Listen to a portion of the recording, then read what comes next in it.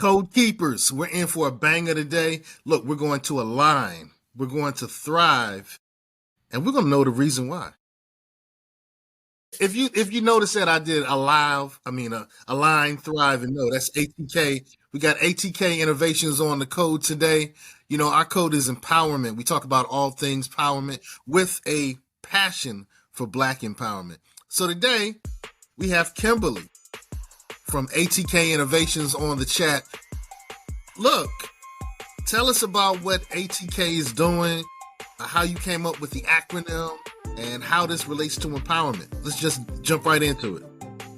Right. Well, thank you for having me. I'm so excited to be here. ATK Innovations came from my website, All Things Kimberly, and I just kind of wanted something that would empower people. So we believe that if you align your vision and you thrive in your purpose, then you'll know who you are. And with those three things inclusively, you'll be on your path to discovering your purpose. All right. How did you discover your purpose? Trial and error. So I think that we all discover our purpose by way of just trying different things. And in trying different things, some things work, some things don't. And you may be on one path, but then God will put you on another path, you know, and you think it's an accident, but God is strategic. You know, he's very strategic in what he does. So I started out wanting to be a nurse and do patient care and all this stuff. And I just couldn't handle it because I'm a very empathetic person. And I was like, yeah, I'm not going to be able to do this. So I actually went over to the other side. So I've been in healthcare for over 24 years on the administrative side.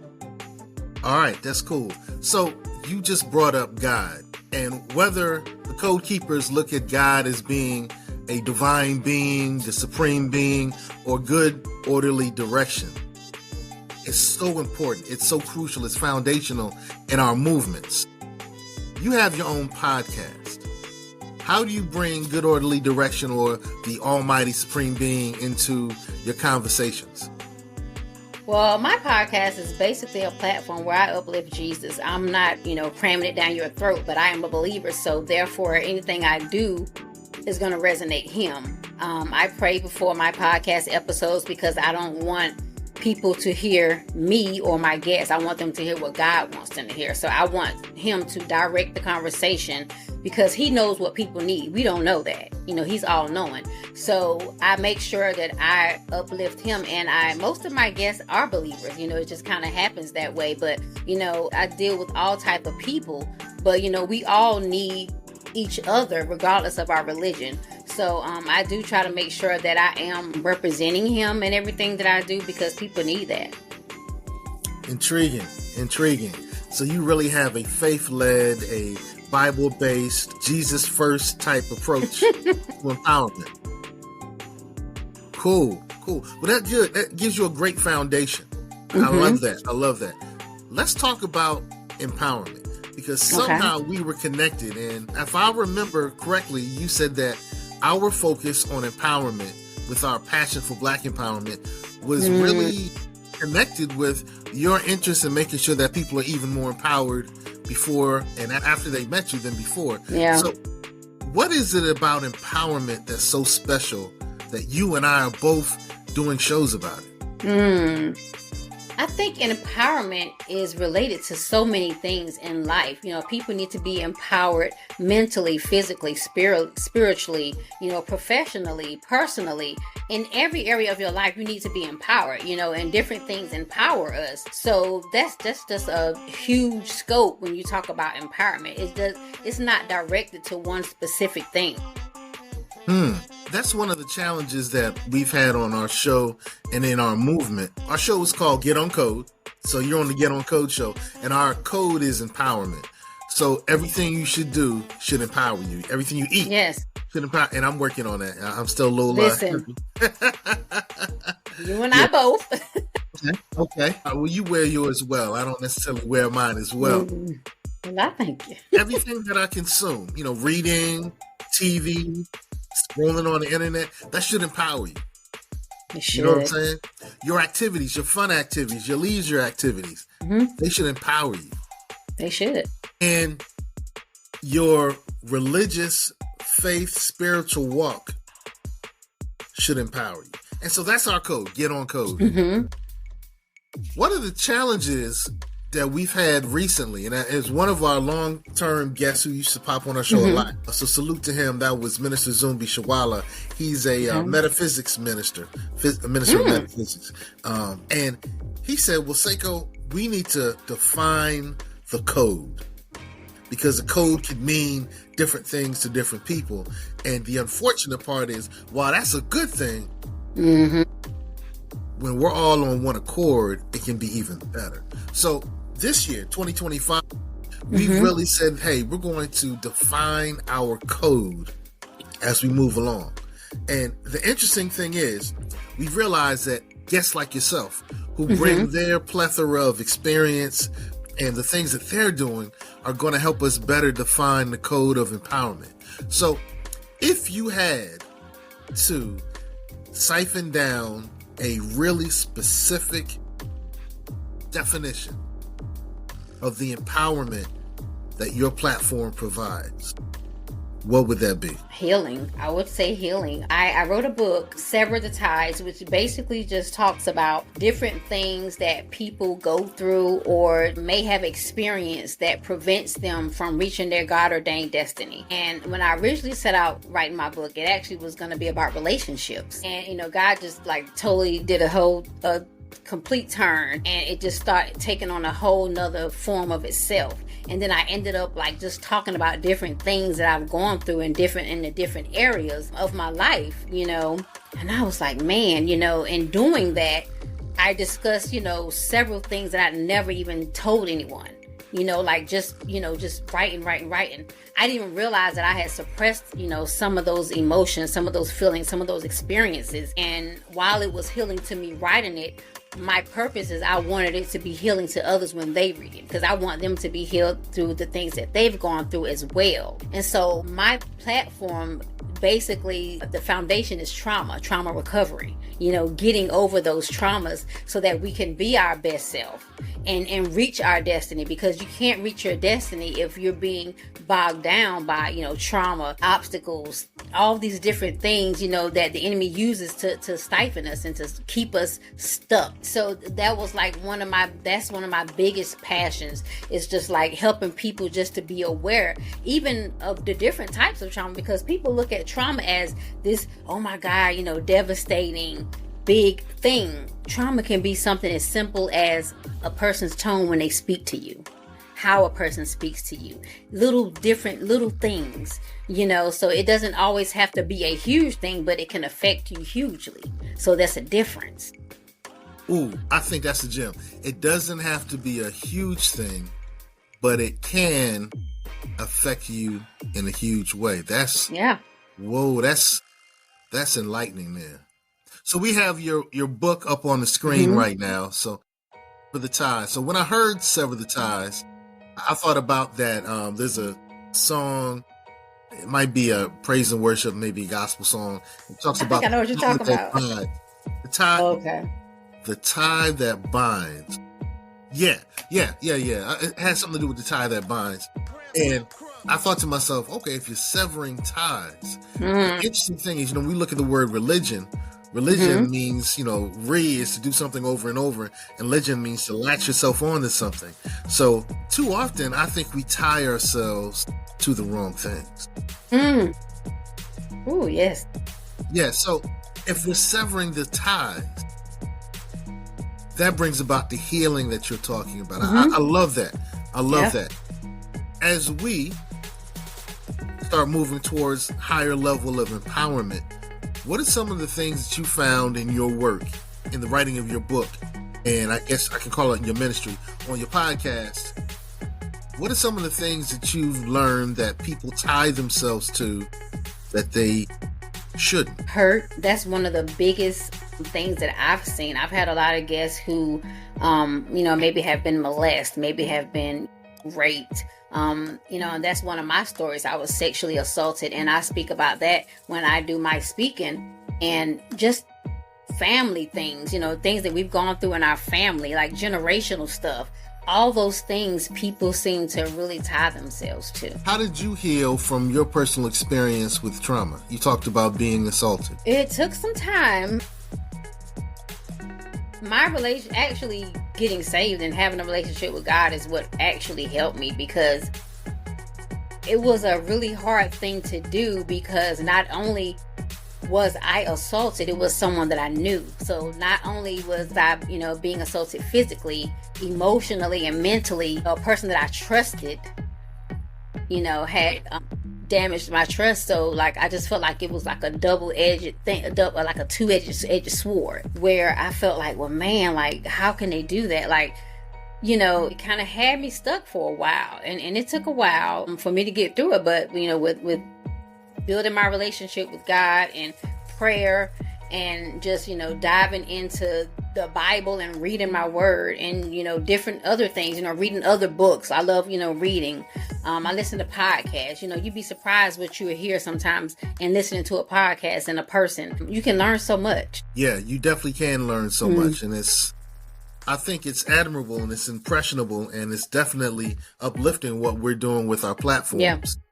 Definitely. What are some of the resources out there that you've been able to lead people towards when they're dealing with that type of trauma? I would say the Bible. I know I don't want to be that person, right. But it really person. Talks. I know. You're that person. That's right. Cool. You're that person. But it really helps me, because it talks so much about healing. It talks so much about so many people in the Bible who went through, horrific things, but God ultimately used it to push them into their purpose. When you think about Joseph, that's one of my favorite stories in the Bible. His own brothers, sold him into slavery. They were jealous of his gift, jealous because his father, favored him. And they just tried to do all these things to stop him, to kill him. But what they did was basically place him in position to fulfill his purpose. And there are numerous stories of that in the Bible. David, he messed up, but he was, somebody that really, God favored, and God used him mightily. I just those stories really give me faith that no matter what, God has my back. You know what I'm saying? Romans 8:28, all things work together. The good things, the bad things. Ultimately, they're going to work together for my good. That's interesting. I was thinking about one of our Get On Code shows. I think Minister Zumbi was with me. Mm-hmm. So my father used to be my father was a minister. Okay. And I remember that he would talk to me in different ways than he would talk to his congregants. Okay. Right. And so one of the things that he told me was that all the metaphysical, metaphorical stories that you're going to find in the Bible are about the person in the Bible, but it's also about you. It's also about you. So when we're talking about Joseph, and you're going to go be betrayed by people that people that you consider family are going to turn their backs on you. They're going to make bad decisions that they think are right. Yeah. But may be detrimental to you. Mm-hmm. Right? And opportunities are going to keep coming at you. And some of the opportunities, like that wife, you got to say, no, I'm not taking that opportunity. Right? And she's probably a baddie. I don't know. Oh, God, but hilarious. If you take the right opportunities, the right opportunities will lead you to a freedom out of whatever your situation is. So he said that was the story, and that's your story. Mm-hmm. That's the story that you can use in your life. And it even got controversial, because he told me every year, hey, Easter is about you. There's something in your life that's going to die. There's something in your life that's going to die. There's something in your life that's going to die. But if you follow the right path, you and whatever that thing is will be reborn in a more glorious form. During Christmas, hey, this story is about you. It's about me? This story is about you. Yeah, he said, there's something about you that's coming into the world. And it's coming into the world in a way that is not glorious. It's not championed. From far away, they'll be like, oh man, this is great. Yes, let's clap. Let's bring gifts. Yeah. But the people that are really, really close to you, they're not going to even notice it. But later on in life, that small thing that developed in you at that time is going to bring you to a point where you can do something great. That's like, oh, wow. Wow. So I said, so the crucifixion, that's about me too now? So that's the way my father would talk to me. You know, he would talk to his other congregants that way. Yeah. But that's the way he would talk to me. So I think it's intriguing because I'm not the most churchy person. Yeah. All right. So, you know, you're that person. You know, you're giving the Bible, you're giving the passage and the number, and I'm like, it's somewhere in there. No, it's somewhere in the book. But I think the great thing about that is we can agree that reading that canonized book, and you know, people might disagree on the canonization process and all the, I would say, the evil things that happen with that process, but the wisdom in that book. Yeah. You know, whenever you ever find a book of wisdom, and you know, my father also taught me that all wisdom is not contained in one book, and there's wisdom in other iterations. Yeah. Right. But the great thing is having something that you can always refer back to is so important for empowerment. And what I love about what you're doing with your show is you constantly have a new episode where people who are going through trauma, for people who are trying to find themselves, for people who are searching for higher meaning, where people who are looking to let their voice be heard, they have something to refer back to. That's, hey, sister, you walking in your purpose. I appreciate that. Salute thank that. You. I received that. What's one of the biggest lessons you've learned from your platform? I would say that seasons change. That's kind of one of the biggest lessons I've learned. You know, we all have good seasons. We all have bad seasons. And, you know, it fluctuates through life. But so, you know, if you're going through a bad season, guess what? It's got to change eventually because seasons change. Can't stay the same. And vice versa. If you have a good season, you know, it's going to happen. It's going to come, you know. You know, some people say if you're not, either you're going into a storm, in the middle of a storm, or just getting out of a storm. You know, that's just life. You know what I'm saying? So you just got to learn to appreciate the good seasons and, you know, make sure that you're building your faith and building your foundation so that when the bad seasons come, you're equipped to fight because they can take you out. If you're not equipped, you know, some bad seasons, people can't handle it, you know, and you have to be equipped for those. And that's what I think your platform and our platforms that are focused on empowerment can do. You know, I think and you can probably quote where it is. I can't. It says something about a full armor of good orderly direction, right? Yeah, put on the full armor. That was actually one of the scriptures my pastor just spoke on Sunday. Okay. Yeah, but that full armor.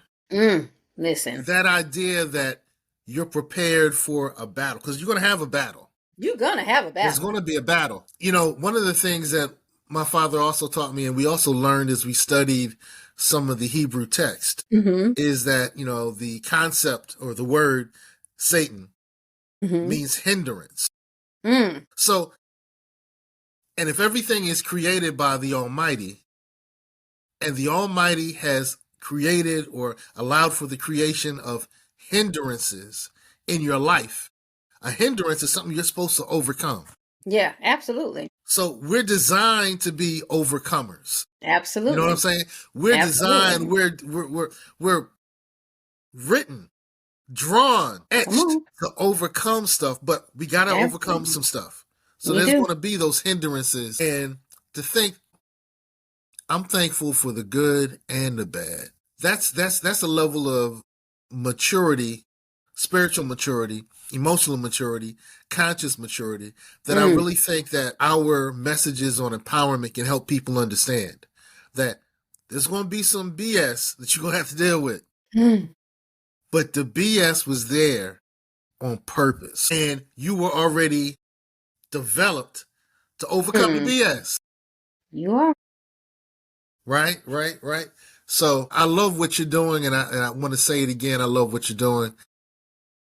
What's one of the most challenging stories you've heard on your show? Because I want people to check your show out. Oh, God, so many. I'm trying to think which one really got to me. Well, hey, I had let's talk about a few of them. Okay, so one of my guests, I actually knew her. I used to work at a high school for several years, and got pretty close with, like, a lot of the students there. Like, I just really, I really, grew to care about them and just like understand how our young people really need, mentors and people in their lives, because you never know what they're going through. So she would come, to the office and speak to me, every day. And I would, talk to a lot of them and just, cut up with them, laugh with them, joke with them. But when she told me years later, I mean like years later, she was on my podcast and talked about how she was molested by her cousin. And I'm just like, I would have never known that. Like, you always were just so joyful. Like, she just never seemed down, never seemed like anything. But I'm just like, wow. Like, you know how they say the saying, don't look like what you've been through? She literally did not look like what she was going through. And I was just like, man, that's crazy how you can, be in contact with a person and just be totally oblivious to what they're going through. Like, you have no clue. None. And I was just like, man, like, you were going through all that, like, just thinking about, especially our young people today, the things that they have to go through. And, if they don't have anybody that they can confide in, or have anybody that they can go to for help, or either just to talk to about it, like, what do you do with that? I'm just like kind of thinking, and I'm just like, man, that's tough, you know? So that was one of them that kind of got to me. And what's another one that I would say?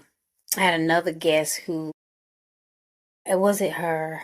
I don't want to misquote it. I can't remember exactly, but she had a baby by, I want to say, a step brother or cousin or somebody that was molesting her, and she had the baby, and I'm just like, I'm thinking, how do you do that? How do you take something that was birthed out of evil, not the person that birthed it, but the act, the heinous act, and then can love, like, I don't know. You know what I'm saying? Like, I don't know. And that's one of the things that I'm conflicted with, because, I don't believe in abortion. I, however, do believe it is your right to get, have one if that's what you choose to do. But, the commandments say thou shalt not kill, which you are killing. But then what if it's a situation where you were raped? Or what if it's, you gotta, then what's, you know what I'm saying? Like, then how do you decide? Like, and I guess, ultimately, God's word is the ultimate decision. You're supposed to go by that. So in doing that, I just don't know if I don't know if I'm there. You know what I'm saying? Like, I was just like totally astonished at that. To me, like, that's huge. I just don't know. And I don't know if we're supposed to know everything. Yeah. But I know that we can be there for people. I Yeah. know that we can show that we're going to be there for people. Yeah. And I think, life has a way, God has a way, the universe has a way, however you want to look at it, of working it out. Yeah. True. I'm glad to know that you're really allowing a space for people who are struggling to express themselves in a safe, comfortable manner, and then allowing that to be shared with the world. Absolutely. I think one of the good things about podcasts or shows in general is we've kind of normalized people being transparent. Yes. Yeah. And I think that's really helping us. But I kind of wonder, because sometimes you say, hey, look, the kids nowadays, they can't take nothing. It's like they're fragile. Yeah. And they're growing up in a transparent world, and they're fragile. While those of us who are older grew up in a less transparent world. Yeah. And there's a level of resilience Yep. that I worry is missing from, some of the newer generations. It's scary. I agree. It is. What was it like writing a book? Hard. I started writing my book in like 2008, 9, and I didn't finish it until COVID. Like, I kept, picking it up, putting it down, picking it up, putting it down. And what's ironic is I kept hearing my title. Like whenever I would go periods of time where I wasn't writing, I would hear somebody say sever-the-ties, and I'm like, okay, God, I'm gonna be obedient. I'm gonna get back on it, and I would start writing. I feel like I was like having writer's block, and I feel like it's because I wasn't ready to share the things that God wanted me to share, because I thought it was going to be about one thing, but he was, basically taking me through a healing process and, a transformation spiritually, where it ended up being, about something else. And it just wasn't the time. Maybe he gave me the idea, but it wasn't the time. Everything happens in God's timing. So I felt like it actually did get birth when it was supposed to get birth, and it just was something totally different than what I expected. But it was what was needed for me, and my hope was that it was what was needed for others as well. I think that's important that we put down in writing our thoughts. Yeah. The things we've learned. Mm-hmm. When we look at our ancestry, they wrote cultures that were cultures that wrote things down. And some of those writings are still impacting us today. That's right. So on your show, on your podcast, on your platform, All Things Kimberly, people can do a discovery call. So yes. Tell me what that's all about. So in doing my speaking and just talking about, trauma recovery and things like that, and just realizing the different things that keep people bound, they're unable to reach their purpose. So I began, going through the process of getting certified as a certified coach, which I'm nearing the end, and I just have to take my certification. I realized I wanted to help people to discover their purpose. Telling you to do, what has God called you to do? What has he put you on this earth to do? The thing that he put inside of you. And in my speaking and my platform, I am, walking into mine. So I wanted to be the person to help people walk into theirs. So in starting my, ATK, it definitely encompasses and houses everything: my book, my podcast, my speaking platform. But I'm also incorporating my coaching program, where I help people to discover their purpose. All right, talk about that. What's the coaching? It's in the works. So the program is not completely out. Haven't outrolled it actually, but it will be coming soon. And I'm just, kind of getting all the things together now, as far as, the program, all that stuff, the actual, packages and everything that people can get. And so I'm really excited about that. And that's going to probably be enrolled probably the middle of 2025. It's going to be out, and I'm going to, be able to help people to discover their purpose and kind of help them to realize that thing that God has put inside of them that he's called them to do. I'm loving it. So Code Keepers, we all need to discover our purpose. We all need to discover what we were designed to do, because all of us have a talent. Yes. All of us have. One of the Code Keepers put it this way. She said that you're the cure to somebody's cancer. Ooh, I love it. Yeah, so we got to find out what we're the cure for. I love it. Right. Any parting words, Kim? What are my parting words? I just want people to be encouraged and have faith, because faith is the foundational thing that we need. Build on your faith and find your purpose. When you find your purpose, you're going to be powerful. That's intriguing. You just mentioned two of the Kwanzaa principles, faith and purpose.